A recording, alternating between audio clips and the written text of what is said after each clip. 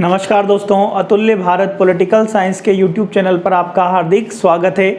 दोस्तों, आज का हमारा टॉपिक है मौलिक अधिकार। और जब हम दोस्तों मौलिक अधिकारों की बात करते हैं तो मौलिक अधिकारों की हमारे संविधान में स्थिति क्या है। तो दोस्तों मौलिक अधिकार संविधान के भाग 3 में बताए गए। दोस्तों कौन से भाग में बताए गए हैं? भाग 3 में। कहाँ से कहाँ तक? तो अनुच्छेद 12 से लेकर 35 तक, अनुच्छेद 12 से लेकर 35 तक संविधान में मौलिक अधिकारों का उल्लेख किया गया। दोस्तों हमने सबसे पहली बात इसमें देखनी है कि आखिर अधिकार कहा किसे जाता है। तो जब हम अधिकारों की बात करते हैं दोस्तों, तो अधिकार का अर्थ होता है वे आदर्श परिस्थितियां या दावे जिनके बिना कोई व्यक्ति अपना सर्वांगीण विकास नहीं कर सकता।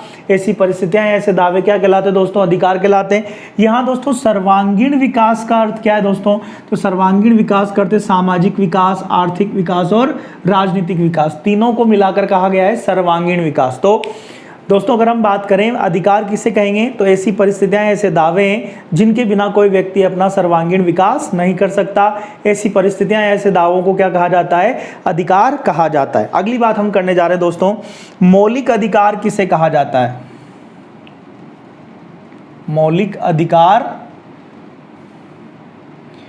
किसे कहा जाता है? तो जब हम मौलिक अधिकारों की बात करते हैं तो वे अधिकार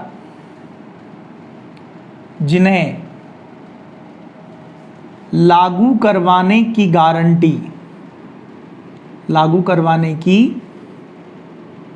गारंटी संविधान प्रदान करे तथा राज्य का इन अधिकारों पर हस्तक्षेप ना हो, तो इन्हें क्या कहा जाता है दोस्तों? तो इन्हें मौलिक अधिकार कहा जाता है। मौलिक अधिकार कहा जाता है। तो हमने बात करी दोस्तों मौलिक अधिकार किसे कहा जाएगा? तो मौलिक अधिकार उन अधिकारों को कहा जाएगा दोस्तों जिन्हें लागू करवाने की गारंटी कौन प्रदान कर दे? संविधान प्रदान कर दे। और जिन अधिकारों पर राज्य का हस्तक्षेप कम से कम हो, यानी कि राज्य जिन अधिकारों का उल्लंघन नहीं कर सके, ऐसे अधिकारों को क्या कहा जाता है दोस्तों? मौलिक अधिकार कहा जाता है। अगली बात, भारत के संविधान में मौलिक अधिकारों को, भारत के संविधान में किसको दोस्तों? मौलिक अधिकारों को लागू करवाने की गारंटी 2 अनुच्छेदों में दी गई है। 2 अनुच्छेदों में दी गई है। दोस्तों ये 2 अनुच्छेद कौन कौन से हैं? पहला है यहाँ पर अनुच्छेद 32 के तहत कौन लागू करवाएगा? सुप्रीम कोर्ट लागू करवाएगा। दूसरा अनुच्छेद है दोस्तों अनुच्छेद 226 के तहत उच्च न्यायालय, हाई कोर्ट मौलिक अधिकारों को क्या करवाएगा? लागू करवाएगा। ठीक है दोस्तों, तो हमने बात करी मौलिक अधिकार किसे कहेंगे? तो वे अधिकार जिन्हें लागू करवाने की गारंटी कौन दे? संविधान दे, तथा इन अधिकारों पर राज्य का हस्तक्षेप न हो, ऐसे अधिकारों को क्या कहा जाता है? तो ऐसे अधिकारों को मौलिक अधिकार कहा जाता है दोस्तों। और भारत के संविधान में अगर हम देखें तो मौलिक अधिकारों को लागू करवाने की जो गारंटी है वो गारंटी 2 अनुच्छेदों में प्रदान की गई है।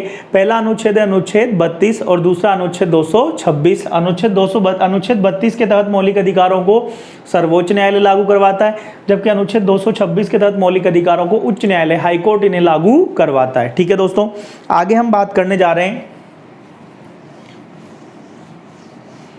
कानूनी अधिकार किसे कहा जाता है। तो हमारा दूसरा मुद्दा है दोस्तों कानूनी अधिकार किसे कहा जाता है। हम कानूनी अधिकारों की परिभाषा देखते हैं।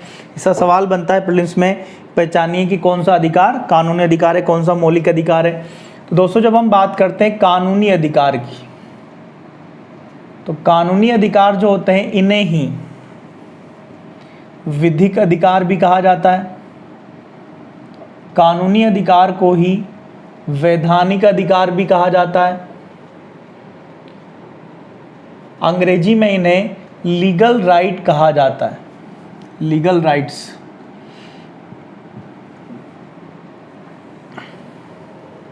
ठीक दोस्तों, तो हमें जो देखना है, अब हमें देखना है कानूनी अधिकार किसे कहा जाता है, या विधिक अधिकार किसे कहा जाता है, या वैधानिक अधिकार किसे कहा जाता है, या लीगल राइट्स किसे कहा जाता है।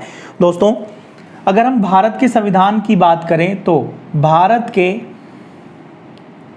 संविधान के भाग 3 को, भारत के संविधान के भाग 3 को छोड़कर जितने भी अधिकार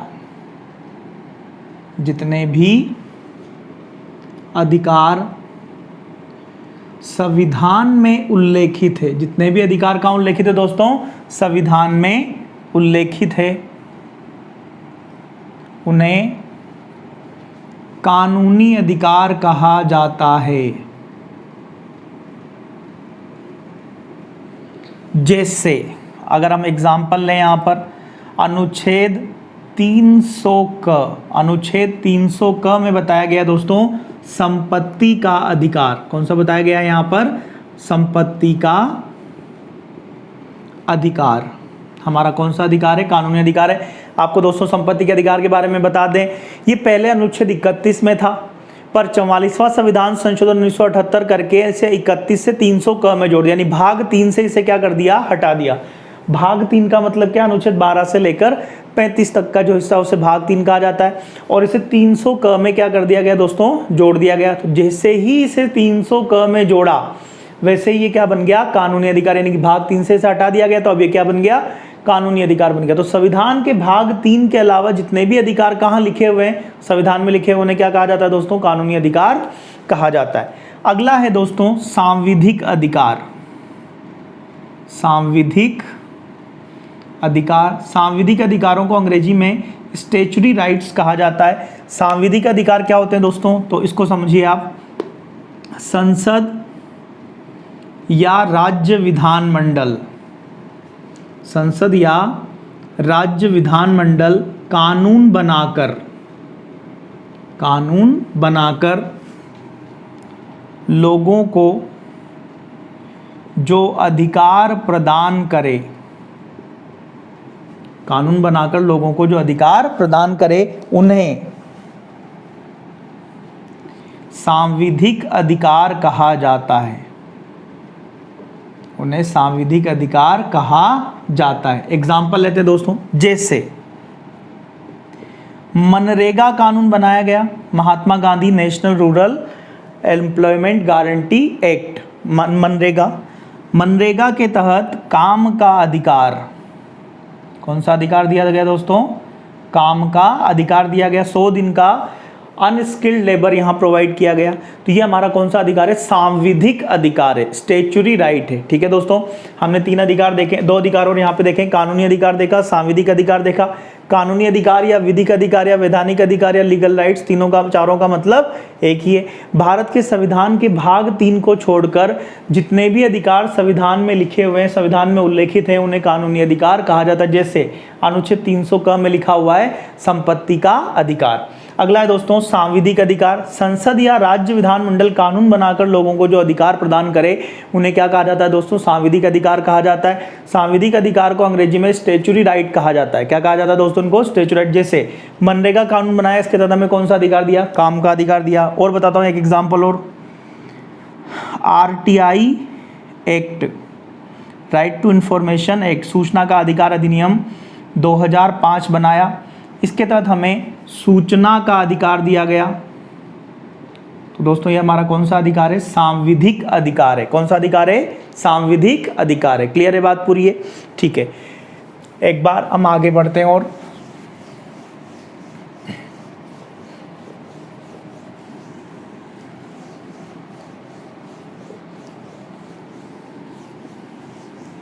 हम बात करते हैं भारत के संविधान में मौलिक अधिकारों का विकास कैसे हुआ। भारत में मौलिक अधिकारों का विकास,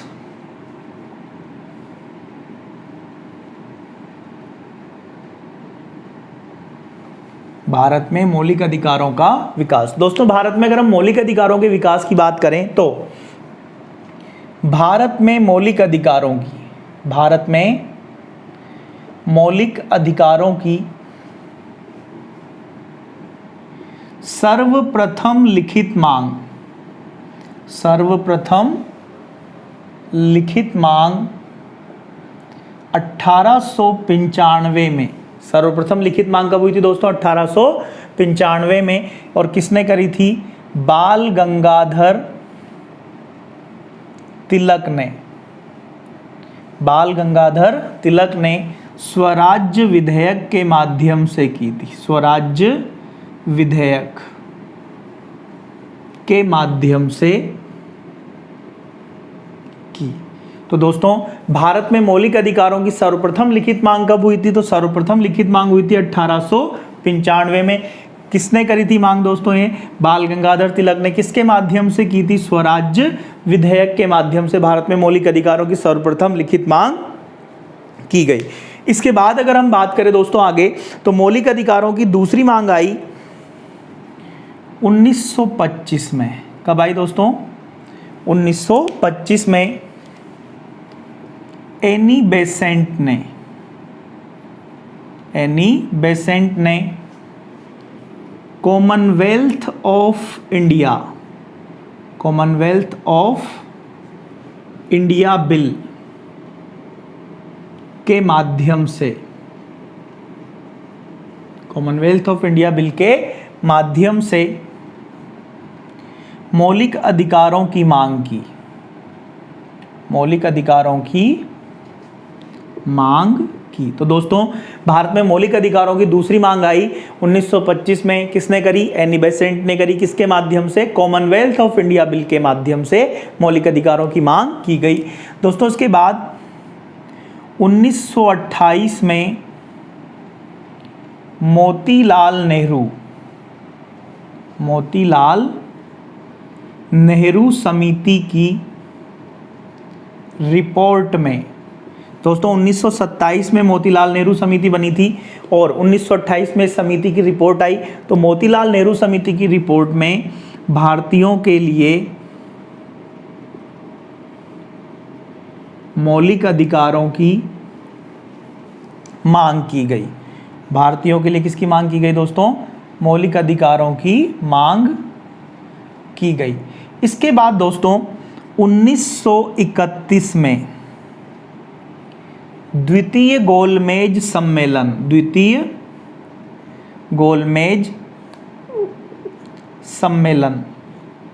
सेकेंड राउंड टेबल कॉन्फ्रेंस। द्वितीय गोलमेज सम्मेलन कब हुआ था? 1931 में। कहाँ हुआ था? लंदन में। द्वितीय गोलमेज सम्मेलन में महात्मा गांधी ने इनकी मांग की। तो दोस्तों भारतीयों के लिए महात्मा गांधी ने 1931 के द्वितीय गोलमेज सम्मेलन सेकेंड राउंड टेबल कॉन्फ्रेंस में मौलिक अधिकारों की क्या की थी दोस्तों? मांग की थी। इसके बाद दोस्तों 1931 में ही कांग्रेस के कराची अधिवेशन में इनकी मांग की गई। कराची अधिवेशन में इनकी क्या की गई दोस्तों? मांग की गई। तो हमने देखा दोस्तों मौलिक अधिकारों की सर्वप्रथम लिखित मांग तो भारत में कब की गई थी? 1895 में। किसने करी थी? बाल गंगाधर तिलक ने। किसके माध्यम से की थी? स्वराज्य विधेयक के माध्यम से मौलिक अधिकारों की मांग की थी। इसके बाद दोस्तों दूसरी मांग हुई 1925 में। किसने करी? एनी बेसेंट ने। एनी बेसेंट ने किसके माध्यम से इनकी मांग की थी? तो कॉमनवेल्थ ऑफ इंडिया बिल के माध्यम से मौलिक अधिकारों की क्या की? मांग की। उसके बाद दोस्तों 1928 में मोतीलाल नेहरू समिति की रिपोर्ट आई, जिसे भारत के संविधान का ब्लूप्रिंट भी कहा जाता है। इस मोतीलाल नेहरू समिति की रिपोर्ट में भारतीयों के लिए मौलिक अधिकारों की क्या की गई? मांग की गई। इसके बाद दोस्तों 1931 में द्वितीय गोलमेज सम्मेलन में जो ब्रिटेन में हुआ था, उसमें कांग्रेस की तरफ से महात्मा गांधी ने पार्टिसिपेशन लिया था। इस महात्मा गांधी ने इस सम्मेलन में मौलिक अधिकारों की क्या रखी? मांग रखी। इसके बाद दोस्तों 1931 में कांग्रेस के कराची अधिवेशन में सर्वसहमति से एक प्रस्ताव पारित किया गया, जिसमें कहा गया कि भारतीयों को मौलिक अधिकार होने चाहिए। ठीक है दोस्तों, तो इस रूप में भारत के संविधान में भारत में मौलिक अधिकारों की मांग रखी गई। आगे हम बात करें दोस्तों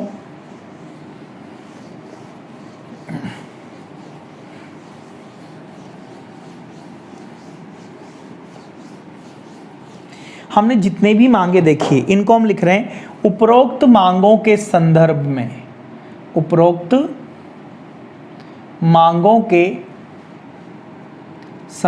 में 1934 में ब्रिटिश सरकार ने एक संयुक्त संसदीय समिति बनाई।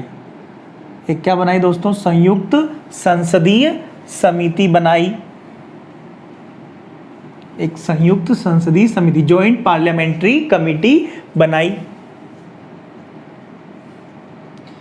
जिसकी सिफारिश के आधार पर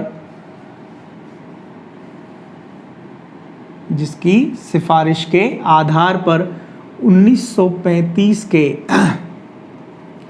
भारत सरकार अधिनियम में 1935 के भारत सरकार अधिनियम में भारतीयों को कोई मौलिक अधिकार नहीं दिया गया। भारतीयों को कोई मौलिक अधिकार नहीं दिया गया। तो इस बात को समझना दोस्तों, 1895 में मांग शुरू हुई मौलिक अधिकारों की, 1925 में एनी बेसेंट ने, 1928 में मोतीलाल नेहरू समिति ने, 1931 में महात्मा गांधी ने, 1931 में कराची अधिवेशन में, इतनी सारी मांगें एक साथ आ गई। इन मांगों के संदर्भ में, इन मांगों के परिप्रेक्ष्य में, इन मांगों की उपयुक्तता की जांच करने के लिए 1934 में जो है ब्रिटिश सरकार ने संयुक्त संसदीय समिति बनाई कि क्या भारतीयों को मौलिक अधिकार देने चाहिए। इसको लेकर क्या बनाई दोस्तों? संयुक्त संसदीय समिति बनाई। पर इस संयुक्त संसदीय समिति ने कहा कि भारतीयों को मौलिक अधिकार देने की कोई आवश्यकता नहीं है, और इसी परिप्रेक्ष्य में भारतीयों को 1935 के भारत सरकार अधिनियम में कोई मौलिक अधिकार प्रदान नहीं किया गया। इसके बाद क्या होता है?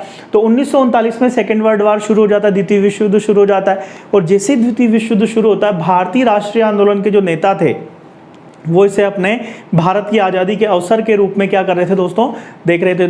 तो उस समय मौलिक अधिकारों की मांग तो हो जाती पृष्ठभूमि में, और आज़ादी की मांग क्या हो जाती? बढ़ जाती। नेता सोचते हैं कि एक बार आज़ाद हो जाएंगे तो मौलिक अधिकार तो हम अपने आप दे देंगे जनता को, ठीक है।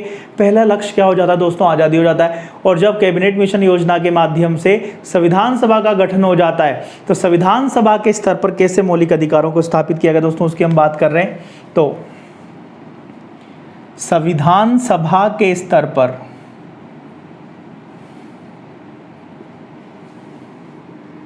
मौलिक अधिकार,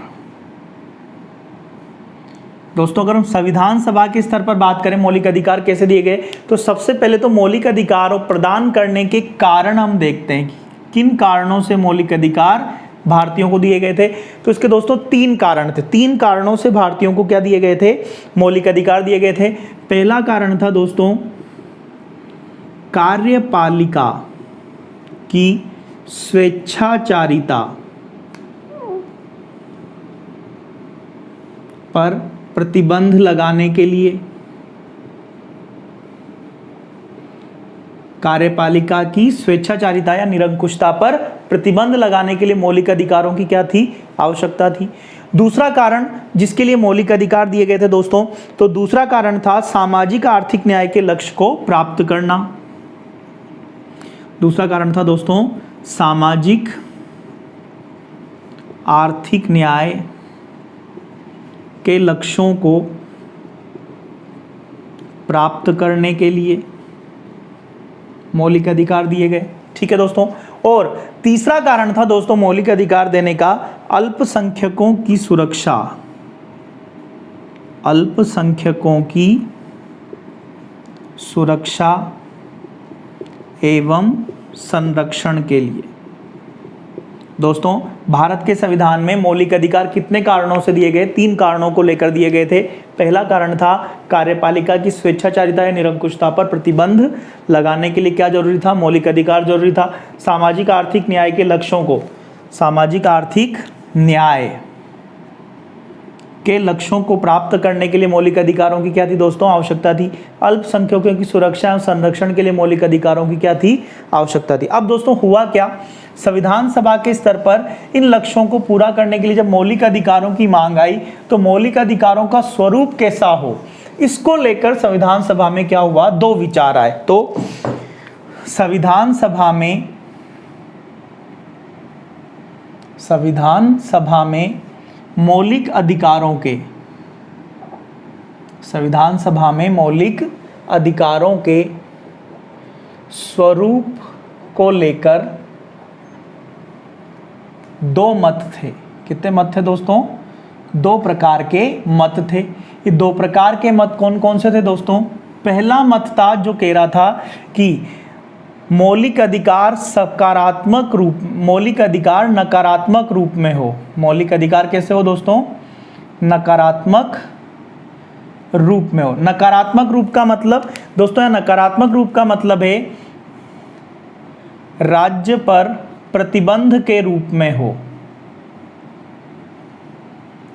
मौलिक अधिकार, पहला तो मत ये था संविधान सभा के अंदर कि मौलिक अधिकार नकारात्मक रूप में हो, अर्थात राज्य पर प्रतिबंध के रूप में क्या स्थापित किया जाए? मौलिक अधिकार स्थापित किए जाए। दूसरा मत था दोस्तों, दूसरे मत का मानना था कि मौलिक अधिकार सकारात्मक रूप में हो।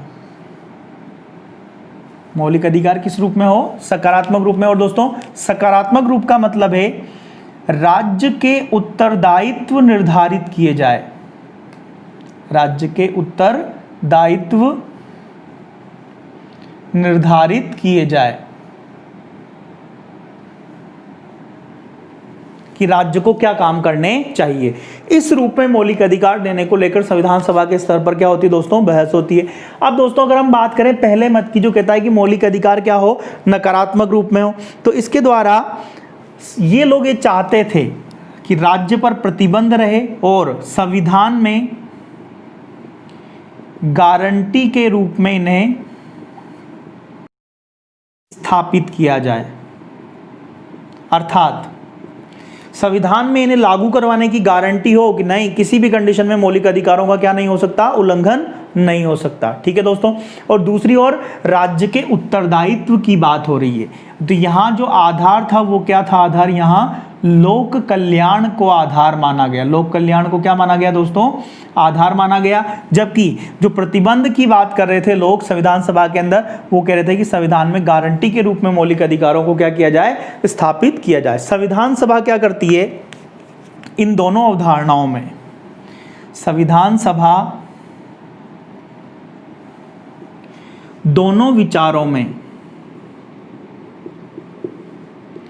समन्वय कर देती है।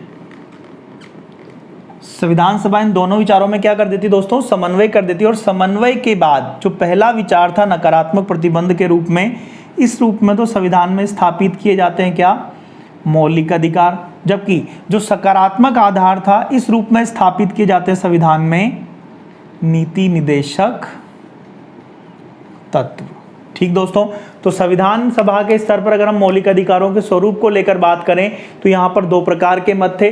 पहला मत जो था वो ये चाहता था कि मौलिक अधिकार नकारात्मक रूप में हो, अर्थात राज्य पर प्रतिबंध के रूप में संविधान में क्या किया जाए? स्थापित किया जाए। जबकि दूसरा मत था दोस्तों, कह रहा था कि मौलिक अधिकार सकारात्मक रूप में संविधान में क्या हो? स्थापित हो, अर्थात राज्य के उत्तरदायित्व के रूप में इन्हें क्या किया जाए? संविधान में स्थापित किया जाए। तो जो पहला मत था वो तो कह रहा था कि संविधान में गारंटी के रूप में इन्हें स्थापित किया जाए, जबकि दूसरा मत था वो कह रहा था कि मौलिक अधिकार लोक कल्याण के रूप में स्थापित हो। संविधान सभा ने इन दोनों मतों में सामंजस्य समन्वय स्थापित कर दिया। और जो पहला मत था नकारात्मक रूप में, उसमें तो बना दिए क्या? मौलिक अधिकार। दूसरा मत था सकारात्मक रूप, उसमें बना दिए क्या? नीति निदेशक तत्व। हम आगे बढ़ते हैं दोस्तों। संविधान सभा ने इन्हें संविधान में स्थापित कैसे किया? तो दोस्तों आपको पता है संविधान सभा ने सभी काम समितियों के माध्यम से किए थे। तो जायज़ सी बात है कि मौलिक अधिकारों को संविधान में स्थापित करने के लिए भी समितियां बनेगी। तो हम उसी की बात करते हैं दोस्तों। संविधान सभा ने मौलिक अधिकारों को, संविधान सभा ने मौलिक अधिकारों को संविधान में स्थापित करने के लिए, मौलिक अधिकारों को संविधान में स्थापित करने के लिए दो प्रकार की समितियां बनाई। दो प्रकार की क्या बनाई थी दोस्तों? समितियां बनाई थी। दोस्तों दो प्रकार की समितियां कौन कौन सी थी?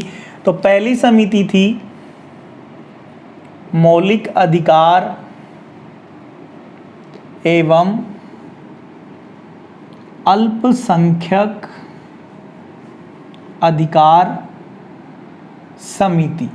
दोस्तों मौलिक अधिकार एवं अल्पसंख्यक अधिकार समिति की अगर हम बात करें तो इसके अध्यक्ष बनाए गए थे सरदार वल्लभ भाई पटेल।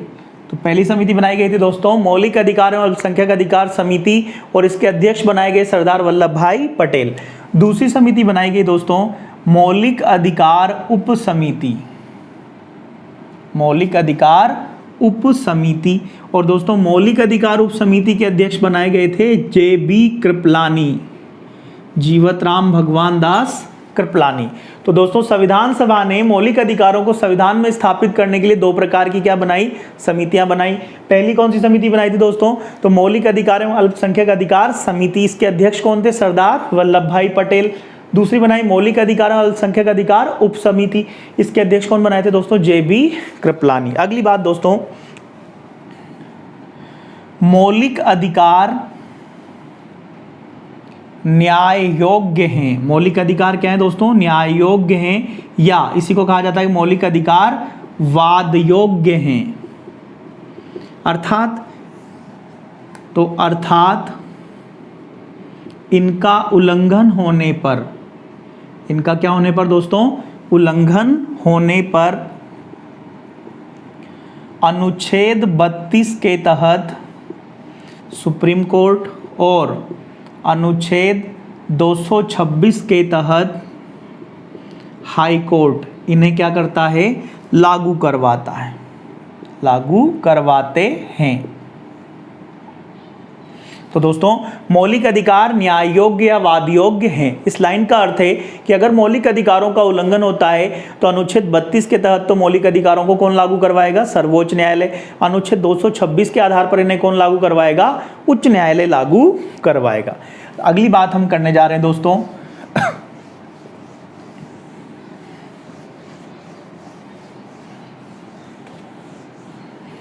मौलिक अधिकार अपनी भाषाई प्रकृति से, मौलिक अधिकार अपनी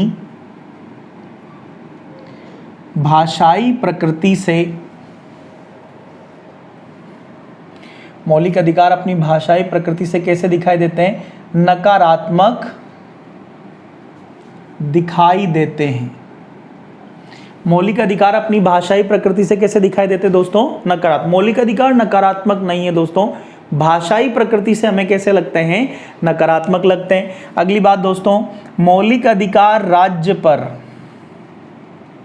मौलिक अधिकार राज्य पर नकारात्मक प्रतिबंध लगाते हैं। मौलिक अधिकार राज्य पर क्या लगाते हैं, तो नकारात्मक प्रतिबंध लगाते हैं। अगली बात है दोस्तों, मौलिक अधिकार सामाजिक और राजनीतिक न्याय की, मौलिक अधिकार सामाजिक और राजनीतिक न्याय की स्थापना करते हैं। मौलिक अधिकार किस प्रकार के न्याय की स्थापना करते हैं दोस्तों, सामाजिक और राजनीतिक न्याय को स्थापित करते हैं। अगली बात है दोस्तों, मौलिक अधिकार व्यक्तिगत हितों का प्रतिनिधित्व करते हैं। मौलिक अधिकार जो है दोस्तों वो व्यक्तिगत हितों का क्या करते हैं, प्रतिनिधित्व करते हैं। अगली बात दोस्तों, भारत में मौलिक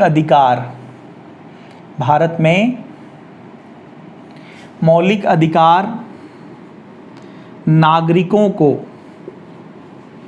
राज्य के विरुद्ध दिए गए हैं, राज्य के विरुद्ध दिए गए हैं। दोस्तों इस राज्य शब्द का अर्थ हम आगे बात करेंगे अनुच्छेद 12 में कि राज्य क्या है, पर यहाँ अगर हम शॉर्ट में देखें तो इस राज्य का मतलब है कि भारत में मौलिक अधिकार लोगों को कार्यपालिका और विधायिका के विरुद्ध दिए गए, यानी सरकारी क्षेत्र के विरुद्ध दिए गए, यानी सरकारी क्षेत्र लोगों के मौलिक अधिकारों का उल्लंघन नहीं कर सकता, हनन नहीं कर सकता। इस रूप में कहा जाता है कि भारत में मौलिक अधिकार नागरिकों को राज्य के विरुद्ध दिए गए। तो राज्य के विरुद्ध का मतलब सरकारी क्षेत्र मौलिक अधिकारों का उल्लंघन नहीं कर सकता, हनन नहीं कर सकता। अगली बात दोस्तों, मौलिक अधिकारों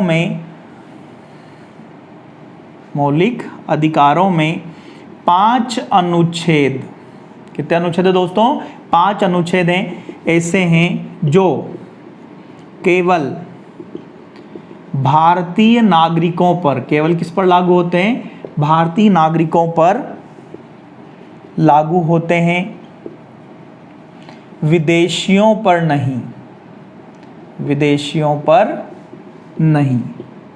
ये अनुच्छेद हैं दोस्तों। अनुच्छेद कौन कौन से हैं? तो अनुच्छेद 15, 16, 19, 29 और 30। ये ऐसे 5 अनुच्छेद है दोस्तों जो केवल भारत के नागरिकों पर लागू होंगे, विदेशियों पर लागू नहीं होंगे। एक बार पूरा फिर से बता रहा हूं। हमने देखा मौलिक अधिकार अपनी भाषाई प्रकृति से कैसे दिखाई देते हैं दोस्तों? तो मौलिक अधिकार भाषाई प्रकृति से नकारात्मक दिखाई देते हैं। मौलिक अधिकार राज्य पर क्या लगाते हैं? नकारात्मक प्रतिबंध लगाते हैं, अर्थात मौलिक अधिकार राज्य को कुछ काम करने से रोकते हैं। इस बात को कहा गया नकारात्मक प्रतिबंध लगाना। जैसे एग्जाम्पल लें, अनुच्छेद 14 कहता है राज्य किसी भी व्यक्ति को कानून के समान संरक्षण और कानून के समक्ष समानता से वंचित नहीं करेगा। वंचित नहीं करेगा मतलब राज्य को रोका गया। भाषा कैसी हो गई? नकारात्मक, और साथ में क्या लगाया गया? प्रतिबंध लगाया गया सरकार के ऊपर। अनुच्छेद 15 कहता है राज्य अपने नागरिकों के साथ धर्म, मूलवंश, जाति, लिंग और जन्मस्थान के आधार पर भेदभाव नहीं करेगा। राज्य को फिर से क्या किया गया? रोका गया। अनुच्छेद 16 कहता है राज्य अपने नागरिकों के साथ सरकारी नौकरियों में धर्म, मूलवंश, जाति, लिंग और जन्मस्थान के आधार पर भेदभाव नहीं करेगा। दोस्तों राज्य को क्या किया गया? रोका गया। राज्य पर प्रतिबंध लगाया गया और भाषा कैसी बनाई गई? नकारात्मक बनाई गई। अगली बात दोस्तों, मौलिक अधिकार सामाजिक और राजनीतिक न्याय की क्या करते हैं? स्थापना करते हैं। मौलिक अधिकार व्यक्तिगत हितों का क्या करते हैं? प्रतिनिधित्व करते हैं। दोस्तों ये बात याद रखनी है, मौलिक अधिकार व्यक्तिगत हितों का प्रतिनिधित्व करते हैं और नीति निर्देशक तत्व सामुदायिक हितों का क्या करते हैं? प्रतिनिधित्व करते हैं। अगली बात, भारत में मौलिक अधिकार नागरिकों को किसके विरुद्ध दिए गए हैं? राज्य के विरुद्ध दिए गए हैं। मौलिक अधिकारों में 5 अनुच्छेद ऐसे हैं जो केवल भारतीय नागरिकों पर लागू होते हैं, विदेशियों पर लागू नहीं होते। ऐसे कितने अनुच्छेद है दोस्तों? 5 अनुच्छेद। कौन कौन से? अनुच्छेद 15, 16, 19, 29 और 30। ये 5 ऐसे अनुच्छेद है दोस्तों जो केवल भारत के नागरिकों पर लागू होंगे, विदेशियों पर लागू नहीं होंगे। इसके बाद हम आगे बात करते हैं दोस्तों मौलिक अधिकारों में। अगर हम आगे देखें तो सबसे पहले बात करेंगे अनुच्छेद 12 की। 12 और 13 समझेंगे। उसके बाद हम मौलिक अधिकारों की विशेषताएं समझेंगे। उसके बाद देखेंगे कि मौलिक अधिकार कौन कौन से हमारे संविधान में दिए गए हैं। इसके ऊपर हमें बात करनी, तो हम सबसे पहले आज अनुच्छेद 12 की बात करते हैं। अनुच्छेद 12 में क्या बताया गया है? तो दोस्तों अनुच्छेद 12 में कहा गया है कि भारत में मौलिक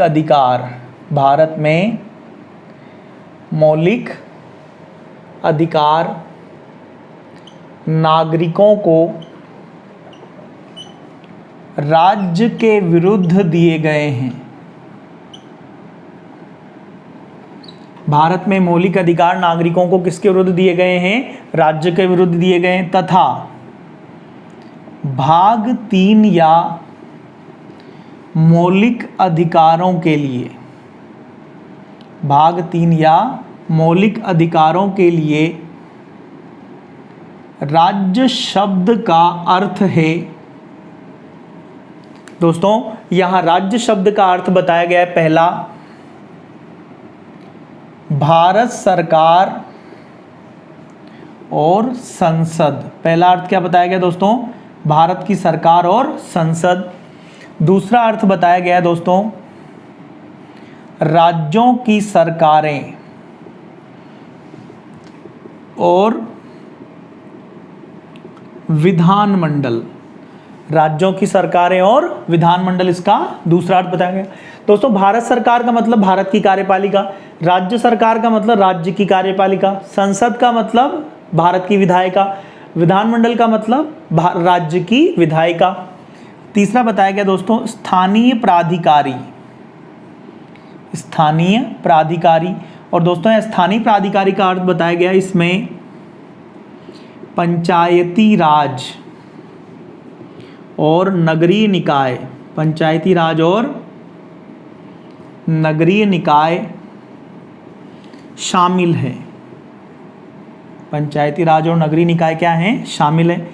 चौथा बताया गया दोस्तों अन्य प्राधिकारी, और अन्य प्राधिकारी के अंतर्गत भारत सरकार और राज्य सरकारों की कंपनियां शामिल है।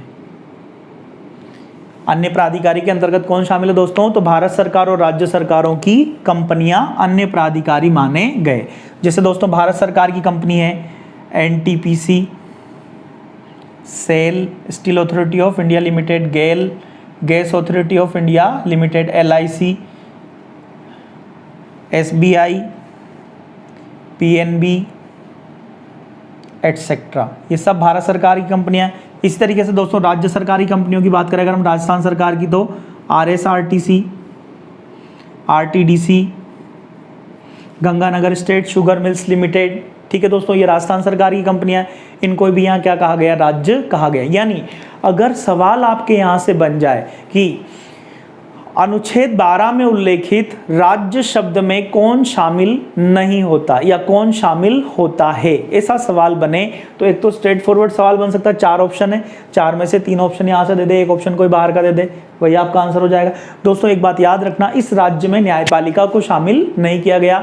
इस राज्य में न्यायपालिका केवल तब शामिल मानी गई जब न्यायपालिका रिक्रूटमेंट का काम करे। जैसे राजस्थान में एलडीसी हाई कोर्ट की जो भर्ती निकलती है और राजस्थान हाई कोर्ट उसको क्या करती, संचालित करती, उस कंडीशन में यहाँ पे क्या किया गया, उसे राज्य माना गया। तो दोस्तों हमने देखा अनुच्छेद 12 कहता है कि भारत में मौलिक अधिकार नागरिकों को किसके विरुद्ध दिए गए हैं? राज्य के विरुद्ध दिए गए हैं। और भाग 3 या मौलिक अधिकारों के लिए राज्य शब्द का अर्थ क्या है? तो ये राज्य शब्द के 4 अर्थ बताए गए। पहला अर्थ क्या बताया गया? भारत सरकार और संसद, दूसरा राज्यों की सरकारें और विधानमंडल, तीसरा स्थानीय प्राधिकारी, चौथा अन्य प्राधिकारी। स्थानीय प्राधिकारी में कौन शामिल है दोस्तों? पंचायती राज और नगरीय निकाय। अन्य प्राधिकारी में कौन शामिल है? भारत सरकार और राज्य सरकारों की कंपनियां, जैसे एनटीपीसी, सेल, गेल, एलआईसी, एसबीआई, पीएनबी एक्सेट्रा। राज्य सरकारी कंपनियों में आरएसआरटीसी, आरटीडीसी आदि। तो दोस्तों ये हमारा अनुच्छेद 12 है। इसके बाद दोस्तों हम अनुच्छेद 13 को कल कंप्लीट करेंगे अगली क्लास में। ठीक है दोस्तों, यहाँ तक का आप लोग ध्यान से पढ़ें और कोई भी समस्या हो तो आप हमें कमेंट में क्या करें, इसके लिए सूचित कर दें। धन्यवाद दोस्तों।